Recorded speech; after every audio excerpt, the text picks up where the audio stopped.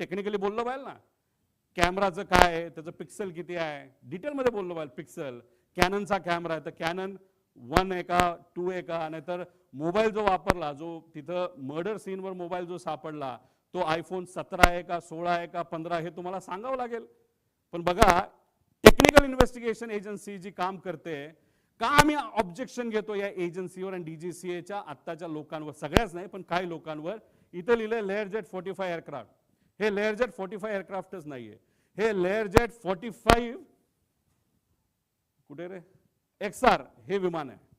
हे आहे लेअरजेट 45 जे अजून सुद्धा उडते. हे 1 स्टेप पूर्वीच आहे. आणि हे विमान आहे अजितदादांचं, हे आहे XR.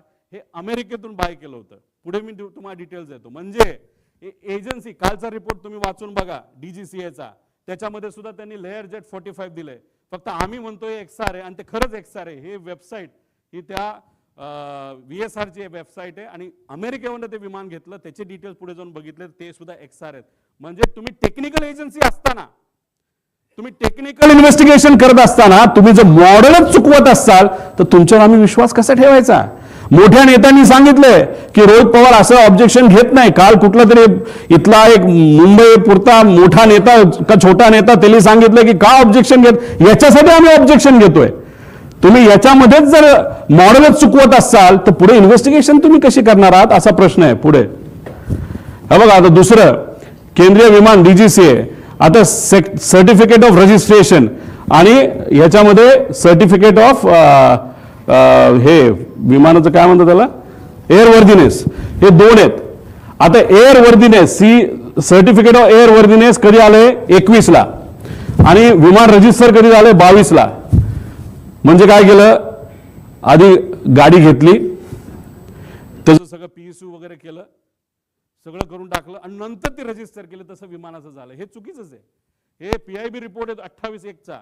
याच्यामध्ये जर तुम्ही certificate of registration, certificate of airworthiness याच्यामध्ये जो फरक येतोय तो 1 वर्ष आधीचा आहे, हेच तुम्ही चुकला आहात. आधी रजिस्ट्रेशन तुम्हाला करावं लागतं आणि मग तुम्हाला एअरवर्दीनेस घ्यावं लागतं. इथं जर रिपोर्टमध्ये तुम्ही चुकवत असाल म्हणजे कुठेतरी रिपोर्ट मॅन्युपुलेट केले जातात का, रिपोर्टमध्ये हेराफेरी होती का, असा आमचा साहजिकच प्रश्न राहणार आहे ना. हे तुमच्याच रिपोर्टवरनं आम्ही सांगितलं ऍक्सिडेंट नंतरच्या. आणि ह्याच्यामध्ये तुम्ही जर म्हणत असाल नाही आमच्याकडनं चुकलं, काढलं ना आम्ही, आमचे पण काही कॉन्टॅक्ट आहेत का नाही, हे आहेत ना सर्टिफिकेट, हे दोन्ही सर्टिफिकेट आम्ही इथं लावलेले आहेत, त्याच्यावरनं तुम्ही बघा. म्हणजे एजन्सी DGCA म्हणते तारखा चुकवते, आम्ही पुरावे देतो की तारखा चुकल्यात, ह्याच्यावरनच आम्हाला कुठेतरी या इन्व्हेस्टिगेशनवर डाऊट आहे. पुढं आता ह्याच्यामध्ये हे विमान, कुठलंही विमान घेतलं गेल्यानंतर त्याला 5000 तास असं काहीतरी दिलं जातं. त्याचं तास किती होते या विमानाचे, 5000. अजित काका जेव्हा विमानामध्ये बसले होते त्याला किती तास झाले होते, तर ते 5915.